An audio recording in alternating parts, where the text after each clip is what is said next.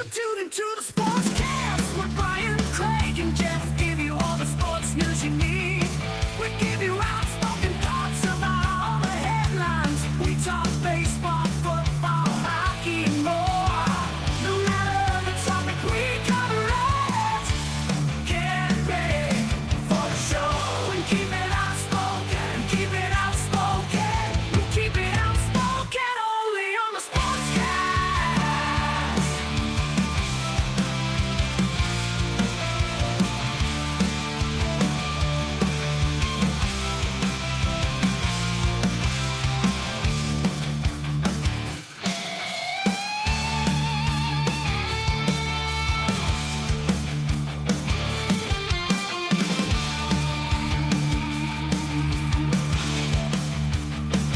Tune into the Sportscast with Brian, Craig, and Jeff. Give you all the sports news you need.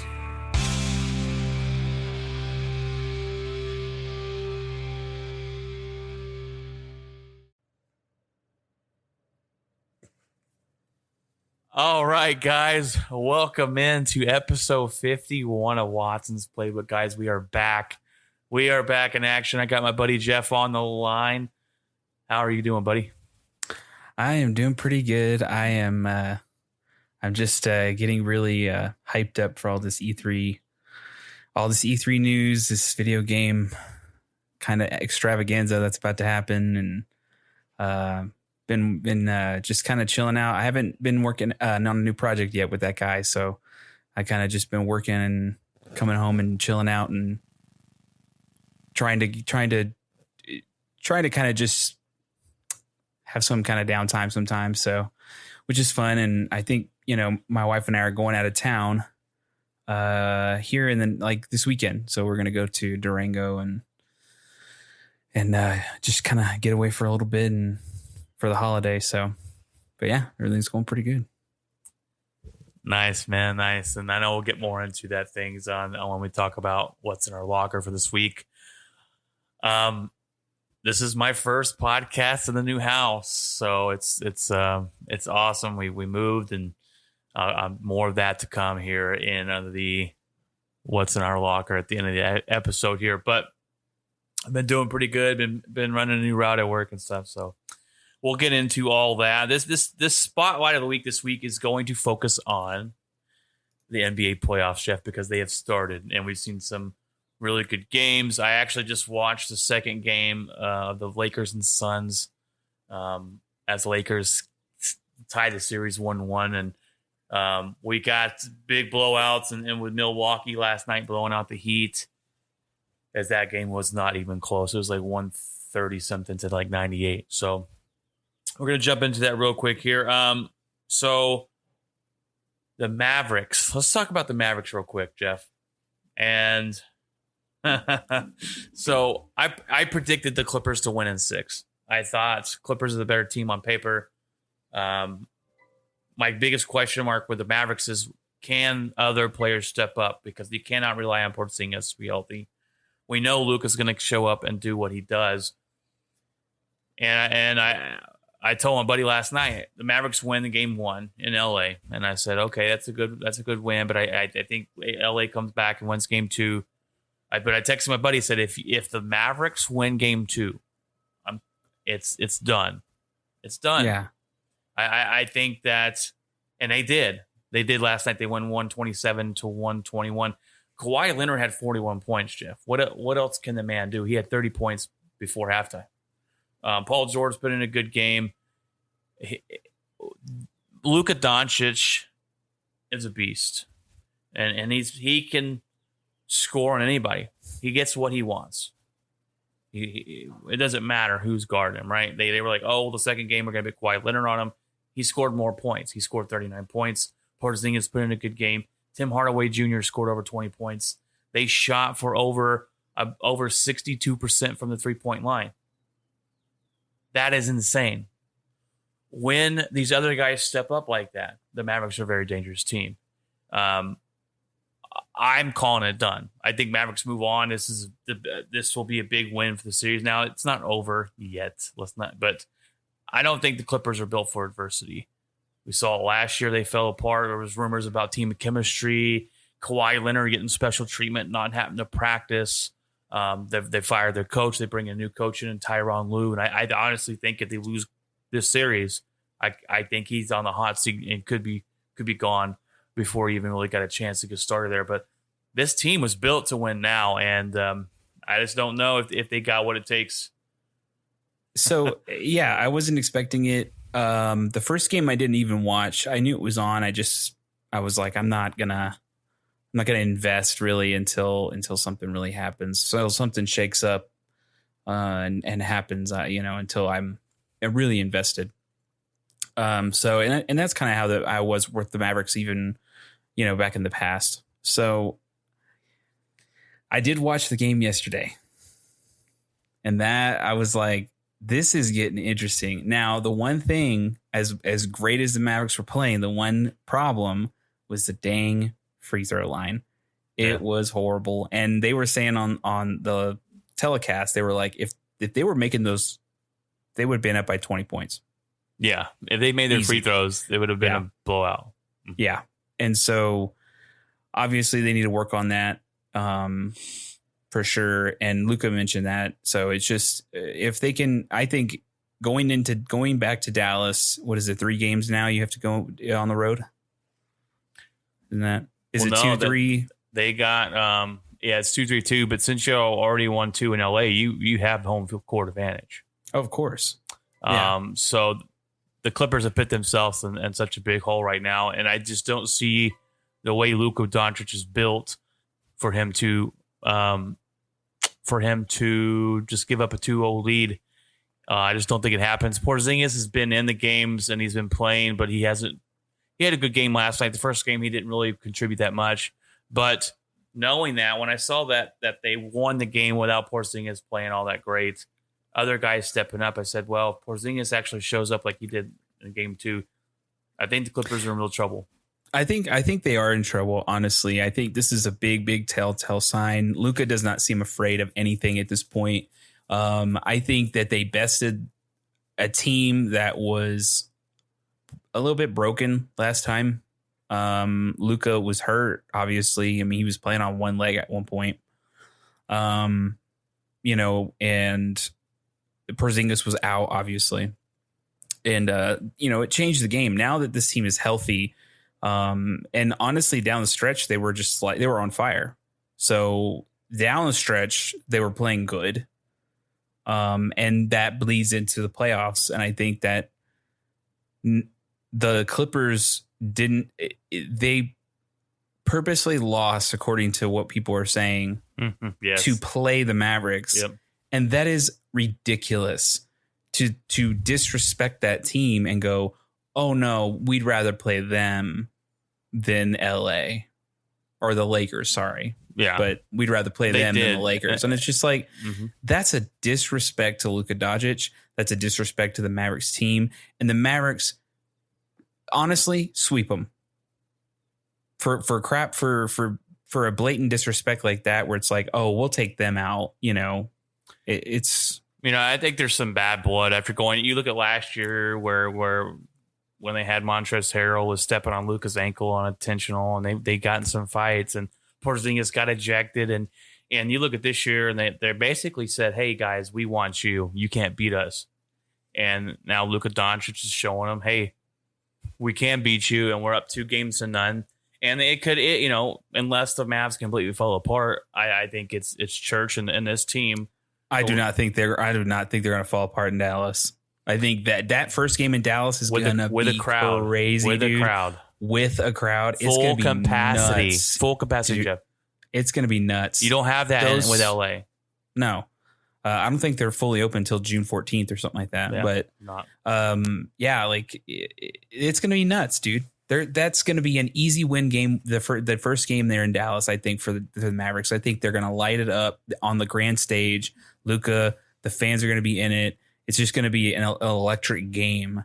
And I think that the Clippers were very arrogant to even think that this was the matchup they wanted to have. And I'll say that much. The Mavericks are a dangerous team.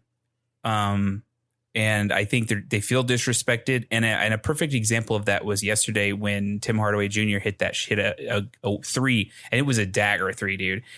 That was pretty much the nail in the coffin. And the way he acted was just like, everyone's doubting, and I just shut everyone up. You know what I mean? And everyone's talking about Luka. Everyone's talking about Kristaps Porzingis. But I'm going to tell you right now, Tim Hardaway Jr., that is a Jason Terry type player where you're not expecting him. He was a dump. Like, the Knicks didn't even want him. It was a salary dump when they got Porzingis. And I'm like, this guy's good. I don't know where the heck. He has been the best pickup in that trade. It hasn't been Porzingis. It's been Tim Hardaway. And when Tim Hardaway plays that way and Luka scores 30 and if you can get Porzingis close to 20, that team's hard to beat. And they're playing defense. They're stealing the ball. They're contesting shots. They're grabbing rebounds. They're blocking shots. Like, I'm telling you right now, this team isn't a joke. And if people look past them and just throw them away and go, whatever, it's Dallas, it's the Mavericks, they're nothing. Luka hit a shot yesterday that I haven't seen since Dirk Nowitzki. Yeah. The fadeaway. One footer shot right over Kawhi, and I'm like, gosh, like there's another shot that he can make. Yeah, you're like, geez. So, Mavericks are going to win. They're going to go on to face. Who would they face if they won? Out of the, I don't know who would be the next two options. You have they would play the higher seed. They play either the Jazz. No, it would either be the Jazz or if the Jazz make it out of the first round, which they should. But Donovan Mitchell's going to be back. They'll either play the Jazz or the Lakers or who's the other one?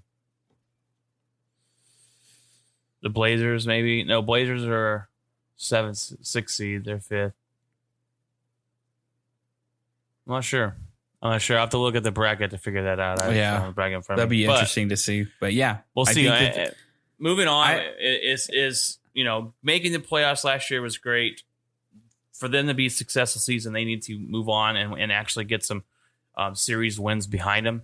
And I think they're about to do that and go on to the second round and see what's next. But this team is not a team to be underlooked. Definitely not. So a complete upset, people. Nobody saw that coming. All right, well, the next one we're going to talk about is my LA Lakers. So the Suns, they surprised me this year, Jeff. They were the number 2 seed. They got young talent. Devin Booker's a beast. They added DeAndre Ayton. And then they added Chris Paul, too, over the offseason. And he's been a guy come in and add that veteran leadership to lead this young team to hopefully what they're hoping is a championship. So they fought real hard. They made it to number 2 seed, and they've been playing really well. And the first game, they handled the Lakers. They handled them pretty much all game. They won 99-90. Anthony Davis had a pathetic 13 points. He said that loss is on him. LeBron James really didn't show up. He only had 18 points.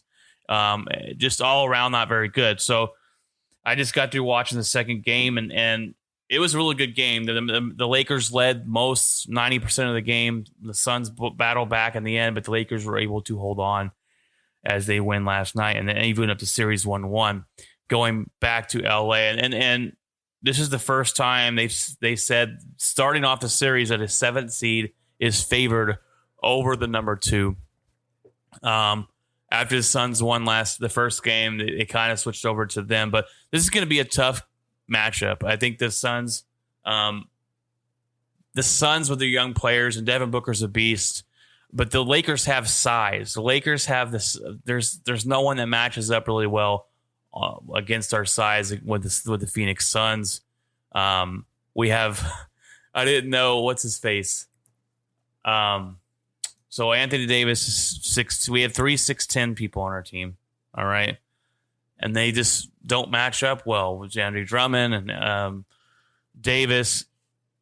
They do not match up well. The Suns don't match up well against us. We're going to use our big men down low. We also have Marc Gasol, but he hasn't really been doing much. And I was surprised to see that Montrezl Harrell didn't play at all the second game. But we're headed back to LA 1-1. I do think Lakers win the series and move on. I do think with the healthy team, I think they are the best team in the West, in my opinion. It's just kind of it to me. It's like, man, I think this is gonna be I think the Lakers win, but I think it's gonna be a close series. I think we're gonna go to maybe 6 games. Just because Phoenix is still pretty good, they're making it a close game. They're not making it easy for LA. So, I don't see them making it easy for LA. So, by the way, isn't Chris Paul on the Suns? Yes. Is he hurt still, or is he kind of be playing? He played in game 2, but he wasn't a factor at all with that shoulder injury that he hurt in game 1. He was no effect at all. Barely saw him on the court. He didn't score many points. It was not a good situation for them at all. Yeah. I think that I think it's going to go to game 6. I think that it will be a close series, but I do think overall I think the Lakers pull it out. Personally, yeah, the Suns are young. They have they're well coached. Their coach, I forget his name, but he's going to win Coach of the Year this year. Actually, I think he already won it. They voted for him. Second season there. This team is a future team in the West, and I think if you put this team over there in the East, I think they're higher up than they are in the West, because we all know the Western Conference is more dominant than the Eastern Conference. So. But the Suns are a future team to watch out for. And the young Devin Booker, he put up 34 points the first night. Didn't have that. He put up over 20 points in the game 2, but they couldn't get the job done. The Lakers were more focused. Anthony Davis came out more focused, and they were able to pull off the win. So they actually play tonight in LA. So we'll see who wins game 3. The Grizzlies, number 8 seed, take down the Utah Jazz. Game 1. This is one of those games, Jeff, where you look at the Utah Jazz, and I told you they don't scare me. It's one of those teams that you say, you got to prove it to me. It's like the Cleveland Browns, Jeff. You got to prove it to me. You can hype it up. You can win your division. I don't care. Give me that playoff success. You haven't proven it yet. The Jazz are the number 1 team in the West. They lost to the Grizzlies. Now they didn't have Donovan Mitchell. And their other star, Rudy Gobert, didn't play very good at all. He played, but he didn't play very good. So they lose game 1. And Ja Morant is a guy that's got a lot of pride, a lot of confidence, really good basketball player. So they upset the Jazz in game 1. They play game 2 tonight. I don't know if many people are following the Utah Jazz and Memphis series, but Jazz are number 1. And it would be another abysmal. I don't think they won't lose in round 1, but I don't think they'll make it past round 2. Yeah, I don't think they'll lose to the Grizzlies. This could also just be, I mean, these guys haven't been to anything like this. I don't know if they were in the playoffs last year or not, but I don't really remember the Jazz being a relevant team since a while. I would even, maybe like in the early 2000s, maybe they were still pretty good. You know what I mean? Like they still had, what do they call him? The mailman? Not the mail. No. Well, no, it was like, he was a Russian guy. AK-47. That's his nickname. Yeah. I forget his name, but his nickname is AK-47. Yeah, that was his nickname. But yeah, they had a decent, and they were always hard at home. I don't know what it was, but for whatever reason, like if your team was playing in and they had one of the best coaches in basketball, for a long time. He passed away, obviously, but he was the coach forever. I mean, he was the coach, I think, part of the 90s team. He coached them through the 2000s, basically. But yeah, they were always a really hard road team. I remember anytime like Dallas had to play them, or I saw, my wife was a big Jazz fan. Anytime I watched him, I was like, gosh, like at home, it's ridiculous. Like they're just really good at home. So it's surprising to see them lose the first game. But I do think I think this is also just very new for all these guys, and they're a young team. So I don't think they have a lot of veterans on the team. So yeah, Donovan Mitchell, he was really mad that the Utah Jazz set him out game 1. He will play in the second game of the series tonight. Yeah. So we'll see if he makes a difference. And I think with Donovan Mitchell, they probably do win the game. But I mean, if they do lose the series, or if whenever if it happens, or if and when it happens, I think you should have Casey on to kind of give his 2 cents as to what went down or what happened, or he would have more insight in that. He follows him pretty bigly. So I mean, I would see what his opinion would be. Be interesting. Yeah, he. I need to have him on for a Green Bay Packer edition as well, because he is a Packer fan. But that's it. Neither here nor there. Now, one of the best series, Jeff. I think probably the best one to watch is the Blazers versus the Nuggets. Yeah, these are 2 teams that are really, really good. I can see the Blazers pulling the upset. I really could. I can see Denver winning. It's tied 1-1. I think this series goes 7. I think Denver wins it. They do have the MVP of the season with Joker. So I think they end up winning. But Damian Lillard looks very focused. He's been putting up over 30 points a game. CJ McCollum's been his second guy, been putting up 20 points. They're a tough team to beat. Damian Lillard, Dame time going off. This series is going to be a fun watch, and I wasn't able to watch the first 2. It might be something that now that I actually have TV and internet, be able to record and watch. To give anybody a kind of an idea of how out of it I've been, especially when it comes to the Nuggets, the last time I really remember watching the Denver Nuggets was Birdman. It's been a long time. Birdman. I thought you were going to give us like Carmelo Anthony or Allen Iverson or something. I remember that. Birdman. Yeah, Birdman. Well, that was the one that stuck out the most. But again, he was still on the Nuggets, I think, whenever I was already engaged to my wife. So, but yeah, I know a lot of people here are like high on the Nuggets for sure. No pun intended on that one. The Colorado area. But yeah, like, it's kind of like, I think the people here are really super excited about this team. Typically I would say the Broncos are probably the big followed team because of who, it's the NFL or whatever, but in close tie second, I would have to say that it's hockey and basketball, mainly because basketball's gotten big. They got some good players on the team. So Portland is a crazy team. Anytime the Mavericks had to play the Trailblazers, I was always nervous. So I'm like, this team is weird because like you wouldn't expect them to be really good, but they could surprise you sometimes and just be like all of a sudden just whoop you and you're like, man, what the heck? So it's just they're not going to win a championship, but they're just kind of a pesky team. Right. And I think that's how I kind of put both these teams in that category. Last year, the Denver Nuggets were down 3-0 against the Clippers. I think so, yeah. And they came back, or it was 3-1 at least, and they came back and beat the Clippers to go on they were in the Western Conference Finals last year, Jeff. But when I knew that the Lakers were facing the Nuggets, I said, we're going to the championship. So, it is what it is. I just don't think they're a team. I don't think either one of these teams are a team that are going to go in and compete for the championship this year.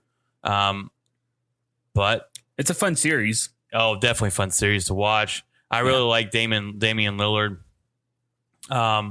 He's just a beast, man. I hope he wins one eventually, but I don't think it's going to be there in Portland. I'm not big on following the Eastern Conference, Jeff. I think it's not that good. You got three teams maybe that are good. The rest of the conference is kind of crappy. But you look at the Bucks. They squeezed by the Heat with game one with a buzzer beater, and then the second game they totally stomp a mud hole. And I think Giannis. I heard a comment the other day, and it was actually pretty good. So Giannis is a beast, right? And I like Giannis, and I think he's a good basketball player. I think there's some holes in his game, and when we watched him in the playoffs last season, he was the MVP. He's almost one-dimensional, and if you shut him down, the Milwaukee Bucks turn to nothing, and that's what I was like. I don't see him going to the championship. They're the third seed this year in the Eastern Conference behind Philadelphia 76ers and the super team, the Brooklyn Nets. I don't think they're going to go anywhere. And Giannis is the type of player that's no one blames him really yet, but he's coming up where people are going to be going, why aren't you getting to that next level? You're in the Eastern Conference. When are you going to get past this level? And they've given him help too. Chris Middleton, the guy from the New Orleans, I can't think of his name right now, but he was pretty good. He chose to sign the max there. It's about time that he, takes that next step. Now they'll beat the Heat easily, and they'll probably, if they got to play the Nets next round, I don't know how they beat them. But the Sixers looked really well this year. I just don't see how anybody gets past the Nets, Jeff, in the Eastern Conference with the super team they've built. And I hope I'm wrong. I can't stand the Nets. Can't stand Kyrie Irving. He's a cancer. I can't stand Kevin Durant and his easy way out trophies. And he's such a I can't stand either one of them two. James Harden, I don't have a problem with, except the way he went out in Houston. But I hope somebody beats the Nets, Jeff. That's all I hope. I honestly, I think the Nets are going to the finals. I don't see a team beating them. It's really lopsided over there. So, I just personally think that eventually they'll be in the finals. Just who they're in the finals for or against, is the question. And I think the best team that matches up with them, and I'm not just saying this because I'm a Lakers fan, is the Lakers. I think with Anthony Davis and LeBron James, 2 stars, we would have a chance to beat the Nets. Now, I don't think the Lakers are a super team. And I called because, they were super teams before. And then you look at how this NBA season's gone down, where you kind of have duos. You have Luka and Porzingis, and you have LeBron and Anthony Davis, and then you have Kawhi Leonard and Paul George. And to me, the Nets are a super team. They got 3 guys on their team. They're superstars. And that's hard to beat. And that's really why I didn't like basketball for a while. It was hard when LeBron started super teams and then Golden State won and they got Kevin Durant. I'm like, are you kidding me? Like, this is not even fun to watch. So I was really glad when that kind of spread out this last couple of years. But the Nets signing the super teams, I don't like it. I hope anybody beats them. But, I really hope that the Philadelphia 76ers can beat them. This is a team that's been on the urge.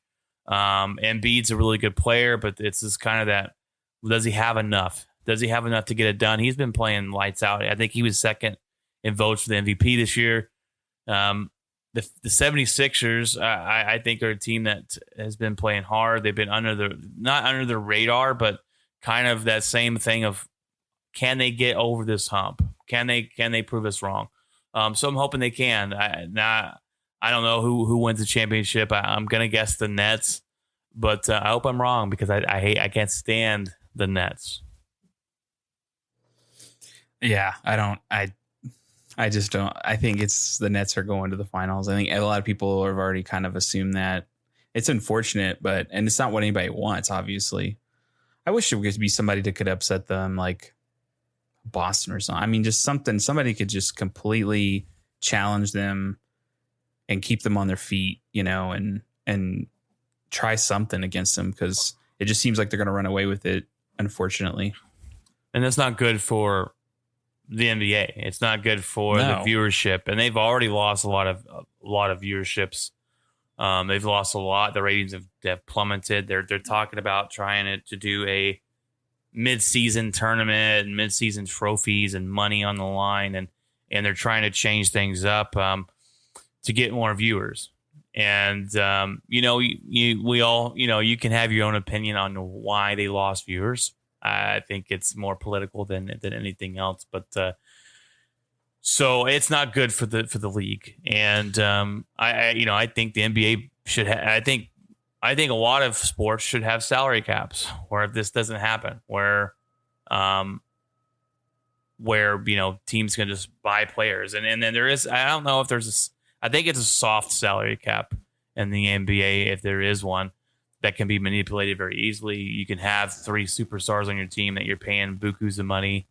But it's not like the NFL, where the NFL is a hard salary cap, and you can't just buy a whole team up, and it makes the league competitive. That's why that's brought in. So, but we still watch it. I still watch it. I hope you guys are watching out there. There's been some really good basketball, and I was thinking about this the other day, because when I look about how I became to be fans of my team, right? I watched Brett Favre, and I fell in love with watching Brett Favre. I watched Kobe Bryant. I fell in love with Kobe Bryant, Shaquille O'Neal. If I didn't have a basketball team and I turned on the TV and just started watching, Jeff, I'd be a Luka Doncic fan. I'd be a Dallas Mavericks fan. There's nobody in the NBA right now, Jeff, that I'd rather have than Luka Doncic. He's 22 years old, and he's only going to get better. It's insane how good this guy is. So my buddy keeps on saying, "Oh, you can, come and join." He tries to get me to join the Dallas Cowboys fan base. It's not going to happen. God. He tries to get me to join the Dallas Mavericks fan base. Sorry, people. I almost threw up in my mouth. It's not going to happen either. But I will watch Luka Doncic because he is just dang good, and he brings the excitement and joy to the basketball. You can be a fan of a team and root for them. Like my wife, she was a big fan of the Jazz, particularly like the 90s Jazz, with Stockton and Malone. And then and she obviously was rooting for Michael Jordan, all that. And then she was a real big fan of Boston when they had Allen and Garnett. So she watched that whole thing, and that whole year, I think she watched them. We watched them most of the games, and so she watched all the way until they won the championship. So I think she's always been a Maverick fan. You know what I mean? So I think it's more of like she rooted for him because she really liked that team and the people on it. But deep down she was, always a fan of the Dallas Mavericks. But yeah, so I mean, you can root for another team, but you don't have to necessarily be a fan where you're like, oh my God, like, right. Yeah. I mean, I'm watching them all the time now. Yeah. I have my players that are must watch. I have my players, other teams that you root for when your team's not playing them, right? Yeah. And he's one of them, man. He's good, and Damian Lillard, and so you have that happening. You have that in football where it's like, oh man, as long as you're not playing my team and you're not in my division, I like to turn on the TV and watch, turn on the TV and watch Drew Brees, right? Yeah. Or Patrick Mahomes and stuff like that. So no, that's definitely allowed. But I used to be like that with the Ravens. I remember if they were in, I liked Ray Lewis and the defense and the hard hitting that the Ravens were just known for. And then Shannon Sharp was on there. So I was like, when they were in the Super Bowl, I was like rooting for them. Cause I'm like, I like Ray Lewis, Shannon Sharp's former Bronco. Like, so I'm not a fan of the Ravens. I'm not buying a Ravens hats and saying I'm a Ravens fan. but I rooted for them for a time being because I really liked the team. They were a good team. They had some cool players. So. All right, Jeff, that's going to wrap up the spotlight of the week edition here. Continue to watch those playoffs. We'll probably have another episode next week, and it'll probably be on the NBA playoffs, and that's what's going on. That's what's happening. We'll see what these series end up and go from there. But we'll jump into the headlines of the week here, Jeff, and some interesting things happened this week. So, number one, I have LeBron James goes out to an event. This was, I believe, after game one. It might have been before the series started, but I think it was after game one. Goes out to an event, breaks NBA COVID protocols, and gets no suspension. He gets no slap on the wrists. They talked about it, and they asked Charles Barkley, and Charles Barkley says the NBA does not have the balls, Jeff, to suspend LeBron James. NBA later on said that this event was outside. Everyone proved that they had to be vaccinated to be in this event, so therefore he did not break protocols. Very interesting. I don't know. That's not what happened to Porzingis. Porzingis decided to go to a strip club like an idiot. And got fined $50,000. I don't know if he'll be suspended. That's I haven't nothing seen, for them. I mean, I haven't seen a suspension for him. It's I don't think they're going to do a suspension for him. I think it was a $50,000 fine. It's another lemon pepper Lou Williams, who left the bubble last year and went to a strip club to eat his wings that are named after him. The NBA is not going to suspend, fine LeBron James. They'll make a way out of it. It is what it is. But going to a strip club, Porzingis, come on. Come on. Now I know we're basically all past the COVID issue. That's the way the country's looking, right? We're all past COVID. Texas is open up 100%. You can't actually. Governor Abbott is fining businesses, government buildings that are forcing people to wear masks because he has opened it all up. So, but it just seemed a little weird and it looks a little fishy. And LeBron James is able to go out here and do that and not get anything done to him. Yeah. It's he's a poster child in the NBA. I mean, they're not, he's the guy to look at. So, it's not right, but he's in the playoffs. They're not going to do anything. No, like Charles Barkley said, they don't have the balls. But he draws viewers. He draws attention. Mm-hmm. He makes them money. Want to watch. He makes them money. People want to watch him play. Like, you can't really. Are they going to suspend Michael Jordan in the playoffs? Yeah, it's not. Right. It's not going to happen. But I would have. Oh man.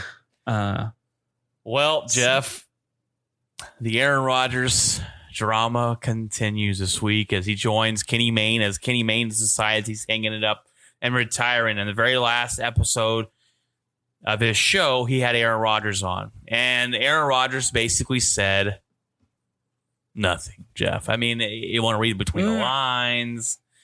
We can contemplate on what he said. It's a lot of drama, right? We don't know what's real, what's fake, what's going on. No one knows except Aaron Rodgers and the Green Bay front office. And one thing I do take out of what he said, Brian knows. He's an insider, everybody. I wish. He hangs out with Aaron Rodgers. I wish. No, he's up in Hawaii right now having a damn good time with his fiance, which I can't blame him. But he says, what I took from his interview is he said he loves his teammates. He loves the fan base. He loves Green Bay. He loves the coaching staff. He loves football. But he fails to mention anything about Green Bay's front office. And he basically, brings light to there is an issue there, right? I see a lot of Green Bay fans on these sites they're just delusional. They're naive. Nothing's going on. Aaron Rodgers hasn't said any of this. Unless he says it himself. I'm like, don't be so delusional, guys. Don't be such a fool. Something's going on. Honestly, if you want my hot sports opinion on it, Jeff, I think Aaron Rodgers is taking his last snap as a Green Bay Packer. Here's the thing, and people need to understand something. He is not in that organization. He is not treated like a Peyton Manning. He's not treated like a Tom Brady. Okay, I don't think they're making decisions and choices. I don't think they ask for his input in anything, or if they do, they ignore it. I think this is what he's talking about. Obviously, he doesn't have a voice in the organization. He has a job in the organization. He does his job in the organization. He takes the snaps. He calls up the plays in the huddle. He does all the work that he needs to do on the field. But he does not have a place at the table with all the rest of the people that run the show. And he wants that. Oh, he does. Is it really that crazy of a thing to maybe ask of this franchise or this organization, this storied franchise? This franchise has been around for ages, for one of the first franchises in the NFL. Is this really that hard to ask? And by all means, I'm trying to also put into perspective, the fans own this team. That doesn't mean anything, really. Here's the thing, Jeff. And I think I've had my feelings about this, out there. And Aaron Rodgers, it basically is that, Jeff. Aaron Rodgers is frustrated with the communication. Aaron Rodgers feels disrespected that the GM, Brian Goots, did not make a phone call to Aaron Rodgers saying, hey, guys, we're moving up. We're going to draft Jordan Love, Aaron Rodgers. We're going to draft him, but you're still our guy. Aaron Rodgers, Jeff, the kind of guy he is, and he comes, I like Aaron Rodgers. You may listen to this and go, man, you don't like Aaron Rodgers. No, I love Aaron Rodgers. He's a great quarterback. I want him to be my quarterback for next year, the year after that, and the year after that,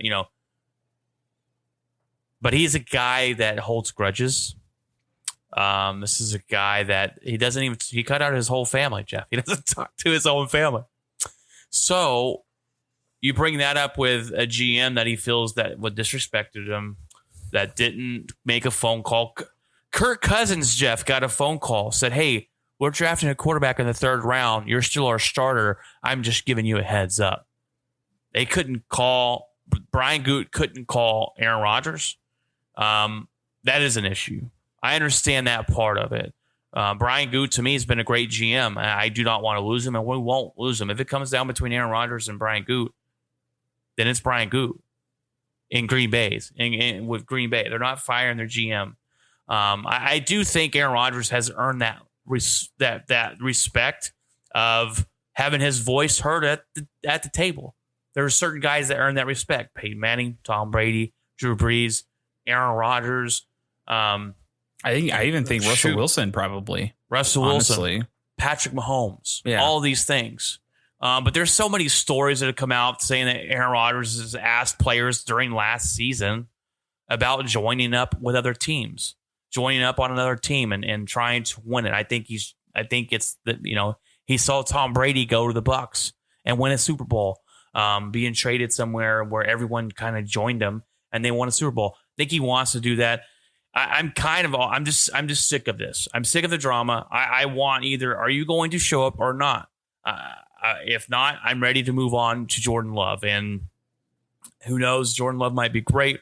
Jordan Love might crap the bed. But I think a lot of fans are just kind of sick of it. And I think if Aaron Rodgers forces his way out of Green Bay,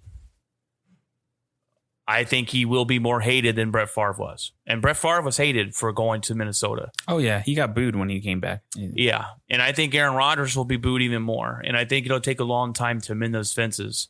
Worse than Favre's. And I did not see that coming this time around. But Green Bay Packers know how to pick quarterbacks, Jeff. They just don't know how to end their careers right. It always ends in a bad divorce. I think that I like what he did when he called out the fans and said, I love the fans. This isn't about the fans. I love, like Jordan Love, no pun intended. He's great. He's, I like to communicate with him. It's nice or whatever. It's not about money either. No, it's not about money. It's not about the fans. It's not about the place. It's not about the coach. It's not about the fact that they have Jordan Love there. Like, he doesn't care about that. And I think when people realize that, they go, you could actually probably get him back on a team friendly contract if he was given some, not ownership, but like a role to basically maybe draft some players to fix holes that he sees in the team, or free agents. And I think if you do something like that, definitely he will be a Packer till he's done. But the fact that they don't want to do that, or they doesn't seem like they are going to do that, he's out. He's out. But you got to get a concrete thing. That's the one thing we have not heard from Aaron Rodgers. We haven't heard, I'm out. Right. I just have a gut feeling that by June 1st, I think it's June 1st or June's next month, that we can trade him and the cap hit won't be so high. I just don't know. I just don't feel like he's one to let bygones be bygones and walk back in the door like nothing happened. He's already missed these OTAs going on, and they're voluntary, but he hasn't missed them before. So he's up in Hawaii right now having a good old time, and I don't blame him. Devontae Adams missed, and all our starting wide receivers missed. They made it out to be like, are they sending a message? But I think I talked to my buddy today. He said they recommended it because they recommended the veteran players sit out during the voluntaries and stuff. So it's just a dilemma in Green Bay that we don't like, we don't want. And honestly, Jeff, how I truly feel about it, and even Rodgers mentioned this, is they drafted someone thinking that Aaron Rodgers was done. He came out, had an MVP season, and Aaron Rodgers said it himself. He threw a wrench into the works, into what they wanted to do, and now we're kind of sitting here with our foot in our mouth, trying to figure out what's next. I do think Aaron Rodgers gets along with Matt LaFleur really, really well. I do think he likes him. I just don't think he likes Brian Goot. And I just don't think Aaron Rodgers is the type of guy, like I said, just to come in here and let bygones be bygones. And even Brett Favre came out and said that. So it's just kind of like the fan thing. I think there'll be some fans that boo, but honestly, the fact that he came out and said that, I don't think Brett Favre ever really said that. I don't think he ever came out and said it's not about the fans, it's not about the play, it's not about the coach, it's not about, and that's kind of where I think the fans felt disrespected a little bit. But he did come out and say it's not about the fans, and I love the fans, and it's not about the Packers organization. In retrospect, like I like the place and the field and the everything that goes along with being a Packer. I just don't like this part of the team that never seems to fix itself. Yeah. It's just a never-ending drama with this, and there's a lot of us Packer fans that just, if Aaron Rodgers doesn't want to be here, then bye, and I, that's the way a lot of us feel. But moving on to the next one, Jeff, here, Julio Jones. And like I said, one more side note, nobody knows where he's going. I know there's a speculation about Denver. I don't really know. And if he does get traded, it's so weird. I mean, anything can really happen. Yeah. So I mean, I don't want to hear I'm trying not to listen to a bunch of crap from Denver fans that are like, oh, he's gonna come. I'm like, no, I don't want to listen to that. I'm just going to go into the season with the idea that we have the places and pieces right now that we're going to work with for this year and see what happens. But until there's a concrete thing of him, just like with Peyton Manning, I'm not listening to Jack. Right. Well, it's all Nothing. speculation, and when it comes to that, it's just I have no clue. And me saying that he'll never play for Green Bay ever again, it could be wrong, and I hope I am wrong. I just got that feeling, and that puts a lot of pressure on Jordan Love in these practices going on right now. Is he going to beat out Blake Bortles? And so yeah.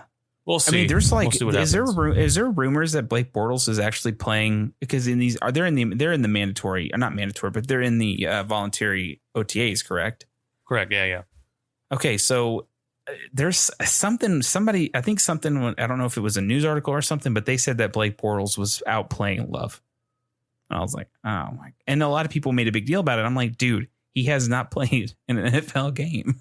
Yeah, I mean, of course, Blake Bortles should outplay Jordan Love, and it is what it is. I think when you draft a quarterback in the first round, even though we drafted him so low, he still has high expectations being a first round pick, and he's been sitting behind Aaron Rodgers, and so we'll see. We'll see what happens. Yeah, we'll do more. We'll do a deep dive when more information comes out. Hopefully, we find something out here soon. So, yeah, sooner or later. All right, Jeff, the next headline, Julio Jones was seen wearing a Dallas Cowboy hoodie. And your boy, Shannon Sharp, Jeff, Shannon Sharp called him up on live television, on his live radio television show. Didn't tell Julio Jones that he's on live TV, by the way. It wasn't, hey, Julio, you're on live TV, or you're on live radio. But he says, hey, Julio, do you want to play for the Dallas Cowboys or you can go back to Atlanta? And Julio says he's out of there. So he's not going back to Atlanta.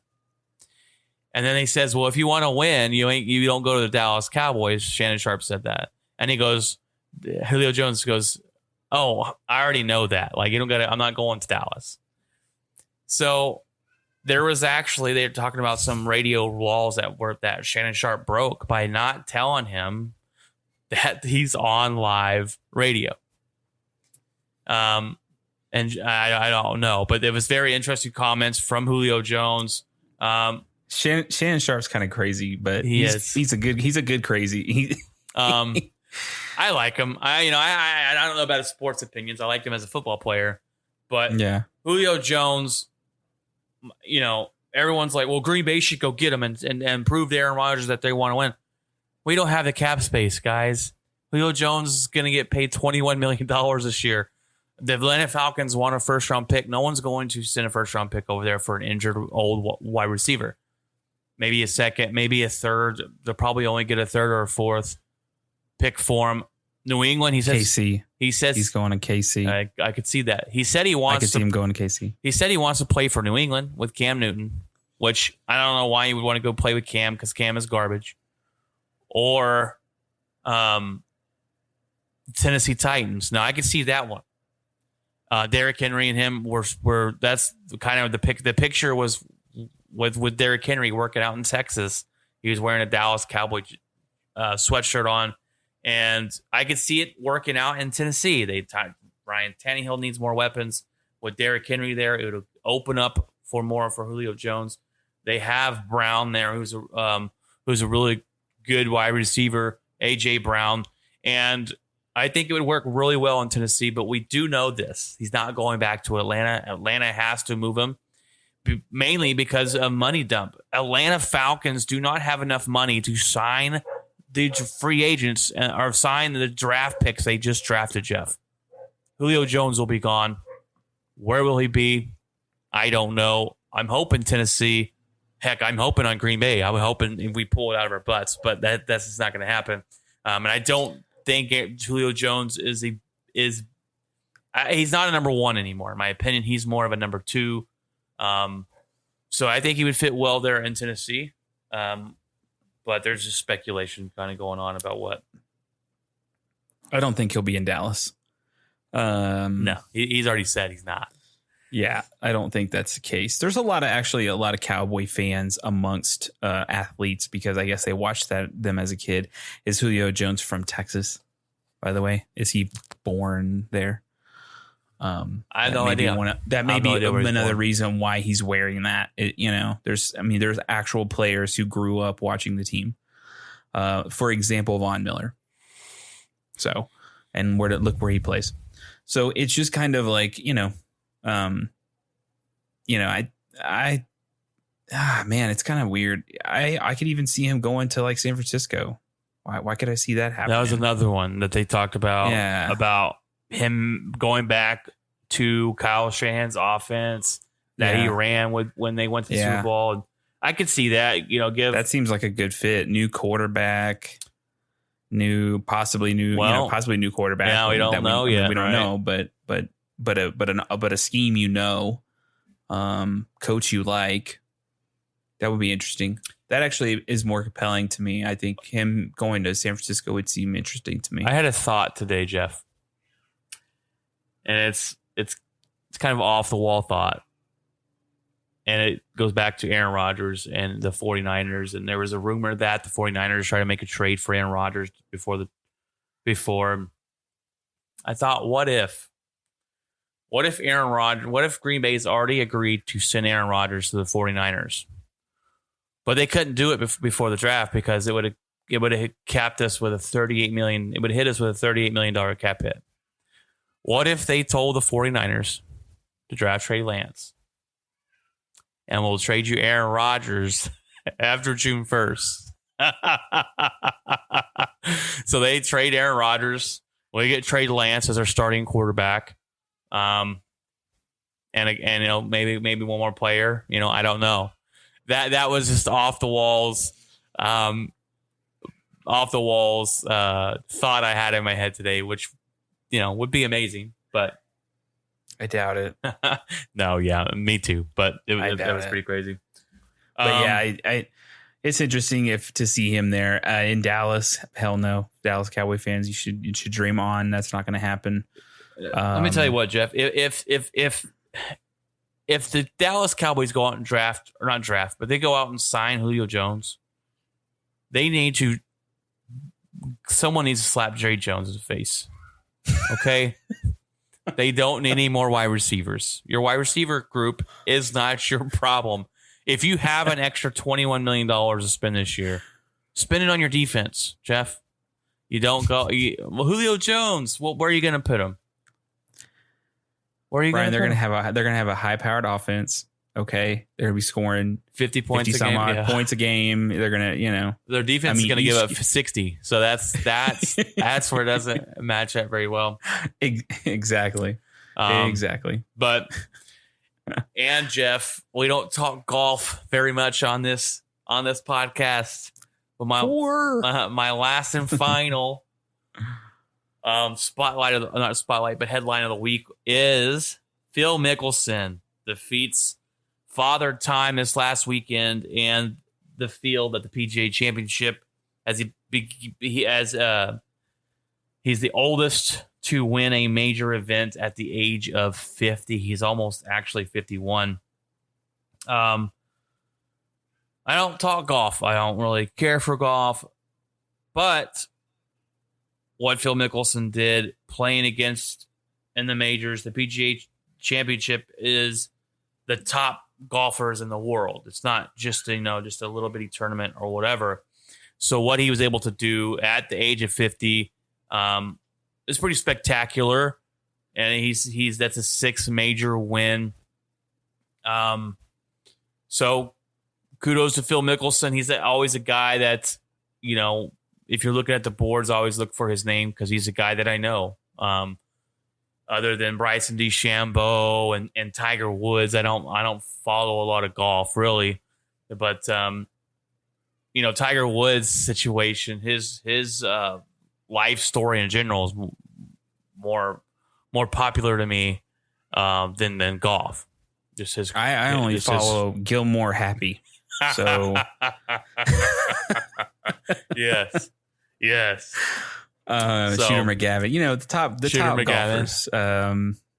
they're Such a good movie. Now this is interesting because I guess the thing is about golf is it is a straight up skill sport, and it is only you. That's it. And you can't lean on anything. It's the one sport where it's like you can't lean on a crutch, to get you past something. Like in other sports, like football, for example, Tom Brady winning a Super Bowl leaned on a defense. So you have something like that where it's like Phil Mickelson, it's all him. It's all skill. And so to have that kind of skill at that age is crazy. That is a hard game. It is a golf is hard, man. I've tried playing it a few times and I am horrible. It's a hard sport. It's a sport that you have to put everything into, and most professional sports are, right? But right. You have to start very young, and you have to continue to, you're going out there every single day, and a lot of sports are that way, but it's a lot of practice, lots of practice, and it takes a lot to get really good at it. And Tiger Woods, the best golfer I've ever seen, Phil Mickelson. Yeah. There's a guy named Bryson DeChambeau who's interesting. He bulked up really strong, and he wants to outdrive every golf course, and he plays a different game, and it's kind of controversial, but it's interesting. I go to Top Golf every now and then. I'm horrible at it. I'm talking about horrible, but it's fun to go out and to a driving range. Even when I was a kid, I'd go out to a driving range and just hit, it's a good way to take off some steam, to go out there and smack some golf balls around at the batting cages. But I'm not a big golf fan, but we have quite a bit of golf following in Texas. They have some high ratings here, sometimes higher than the Ranger games. So, yeah. Well, there's a major tournament there in Fort Worth, the Byron Nelson. That I know Byron Nelson, and that draws a lot of attention. I remember my father-in-law constantly, and anytime that was going on, he was there. And his company would have events. They would host events there, where they would have like a tent, I think, and they would interview people and stuff for health insurance or whatever. But so, he was a huge fan of golf. So yeah, I think he liked Phil Mickelson. I know her mom did, because Phil, he has rheumatoid arthritis, and so does Allie's mom. So she paid attention to him a lot when her dad and her mom were watching. But yeah, that's awesome. That's a great thing for him to accomplish, for sure. Yeah, fantastic for him. And all right, Jeff, I think we've hit that time for this episode 51 here at Watson's Playbook. What's in your locker this week, buddy? It's really like I've been playing a lot of games lately because I just had some free time since being off that project and stuff, which has been nice. I've been playing some Horizon Zero Dawn, which came to plus. It was a free game that they released the last couple of months, and so I've been playing that, and I'm actually trying to get through that because tomorrow they're showcasing Horizon Forbidden West. So they're going to finally show that off. I think that is going to probably come out this fall, from what I'm thinking. Because it's a cross game. It's a PS4, PS5 game. So, is it? I did not know that. Is. Nice. Yeah, it's a cross game. So I think because of that, you're going to see that game soon, because I think initially it was designed for PS4, and then as they were making the PS5, they all started altering the game. But yeah, so I'm trying to finish Horizon Zero Dawn before that comes out. And I think what I did was I went on the easy mode. I was like, whatever. I just want to do this. I just want to know the story. That's all I really cared about. So I'm just playing on easy mode, kind of just getting through the story, reading all the stuff and kind of getting immersed in it, not necessarily having to freak out and worry about, oh no, the monsters or the mech dinosaur things or anything. So been playing a little bit of that. I played Dodgeball Knockout City. I think it's free right now for PlayStation. It's not free, but it's free for 10 days. It's like a 10-day trial. and it's like a 4v4 or 5v5 dodgeball competitive multiplayer game. And it's kind of insane. It's like really fast paced, kind of like if COD had a dodgeball game is what it reminds me of. It's very quick. It's very fast paced. It's kind of weird, but it's got some style to it. It's interesting. So I've been playing that. Call of Duty, been playing some of that. And we watched a couple of movies recently. I think it was The Woman in the Mirror or The Woman in the Window on Netflix, which was really good.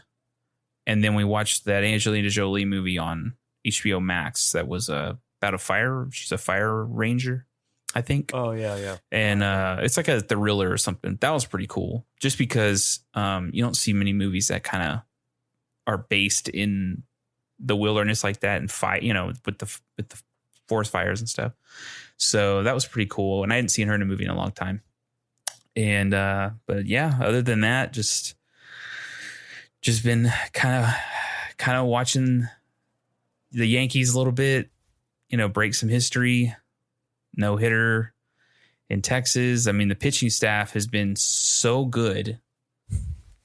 This is the best. This is the best stretch run that their pitching staff's had since 1932. And that's crazy because you're talking about that's like Babe Ruth era where you don't see that. That's kind of unheard of. So they had basically a scoreless streak that lasted that hasn't been done since then. And I was just like, that's nuts. That's just crazy. So I've been watching them a lot more now that the season's kicking off a little bit more. And then obviously catching up with the Mavericks. And I want to see them finish this series, and I want to see them kind of how far they can go. Luka is a fun player to watch. So it's fun to see people get excited about that team again. But yeah, outside of that, man, that's it. What have you been up to? Well, Jeff, the time has come. We have signed on our new house. We have been packing. We've been moving. It's been a stressful situation for a while, trying to figure out if the house is going to work out. And we finally got it. We signed. We went out and celebrated, had dinner with our realtor and her husband. And then we started buying things, right? You get a new house. We had some money. We wanted to buy some things. And moving can be stressful, right? So the day we were moving we signed on Thursday. We were moving on Friday. My mom actually set up the movers to come, and she told us they're going to be there at 8. So me and my wife wake up early, and we put everything in the garage so that way it made it easy for them. And so we had to move our mattresses downstairs and stuff. But it's 8:30, 9. I'm like, where are these people at? So we call. They're not answering their phone. My mom gets a hold of them finally, and she says, well, they were supposed to be there between 8 and 10. Okay. Well, 10 shows up, 10:15, 10:30. I'm freaking out now, Jeff. I'm going, we got to be moved. I'm calling up other movers. I had to put $100 deposit in to get these guys to come out the next day. All right. And then I call another mover, and they're like, oh, we can get you in tomorrow morning. So I was like, okay, cool. Let's do that. And then right as I was about to give this guy some money and to book an appointment, the movers showed up at 11. All right. They pull up at our house at 11. We were pretty ticked off about it, thinking that we just got ghosted, right? So we move into our house, and we have no internet. You know how that is, no TV. We're bored as all get out. We're unpacking some things. And then we run into, oh, well, you want to order this? We ordered a couch. It's 77 days out, Jeff. Oh, we bought a new washer and dryer. Oh, well, man, they delivered it and it was broken. So now we don't have a washer and dryer. We have to go a week without one. We ordered a fridge. Oh, well, you're going to get that. And it's everything we've trying to do has been delayed. And it's been super frustrating, right? But today, so I'm running a route this week, and being a swing driver, and I've taken over a new route. There's a guy that quit last week or this week, and I'm running this route, and they tell me today, hey, you need to go to Weatherford landfill. And I'm like, man, I don't want to go to Weatherford. So drive all the way out to Weatherford, and something hit me today, and it was a sign, Jeff. Sign flew out and smashed through my windshield. I'm shooken. I'm driving by down the road, and I see the sign, and it says, see the good. That's all it says. Simple, easy message, but it hit me. It hit me, and it made me think, I can sit here and be frustrated about all these first world problems, right? I can be frustrated that our washer and dryer isn't here. I can be frustrated that everything that we bought is on delay and it's going to be months before we get it. Or I can stop and I can see the good. I can see the big blessing of a brand new house, right? I can see the blessing, how we've been blessed, especially through what we've all gone through last year with COVID, and that we're all getting on kind of the end side of that, hopefully. And so that just made me kind of change my way of thinking. Just, we've been blessed with this. It's time to not focus on the negative and focus on the positive things in life. And I think that's a simple message that you can take from this podcast show. Maybe if you're driving down Weatherford, down some back road, and you see that sign, maybe it'll open you up too. But to focus more on the positive things, because it's so easy to focus on the negative, that we sometimes forget that what the blessings that we have. So I want to challenge you guys this week to wake up wake up in a better mood and focus on the positives in life. Focus on your blessings that you have, and not so much on all the negative things that can happen. And that's my message for today. I also, I've been watching the playoff games. I've been recording. We got AT&T internet and TV because that's all we can use where we're at. And the internet's super fast, man. We got the internet, and they're super fast. I like it a lot so far, and it's only been a day and a half. So we'll see if we run into any problems. But that's all I can think of, buddy. That's all I can think of on my plate. We're just unpacking at the house. I'm in my bedroom right now. I'm eventually going to turn the garage into a man cave and have the podcast out there. But that's all I got for this week, man. That's all I got. And then there'll be some episodes where all of a sudden a car pulls in and yeah, as Brian's podcasting. It's like Homer Simpson, or he gets chased down into his. At that point, we'll probably be live, and it will be like go viral. Yes, so we do. I'm glad you brought that up. We do plan on getting back on YouTube and having those, having that channel up, and eventually going live on episodes.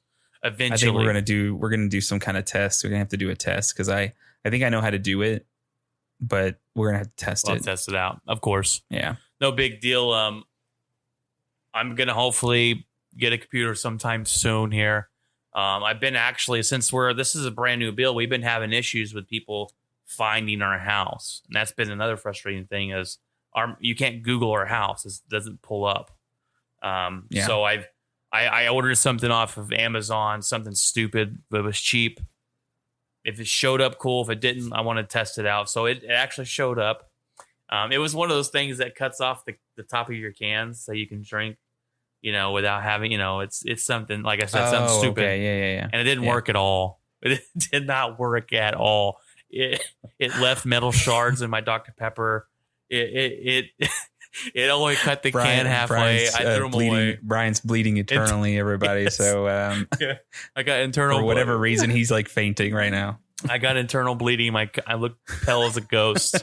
But no, yeah. So I was just like, I wasn't trusting it. So I tossed it in the trash. But like I said, something stupid to test if Amazon could get it here. And they did. So we changed all the addresses up and stuff. But that's going to be the end for this episode 51. You want to reach out to us, guys, feel free to Watson's Playbook at gmail.com. We have Watson's Facebook page. We're on Google Podcasts. We're on Apple Podcasts or Apple Music. We are on Spotify. We are everywhere you can think of. You can look us up, find us. Eventually, we do have a YouTube channel. There's a couple episodes out from a while back. We will get that back up and running eventually. And hopefully have some live streams going on. So we'll just continue moving this podcast forward and continue just talking sports, man. All right. Well, take care, everyone. All right, guys. God bless. Bye.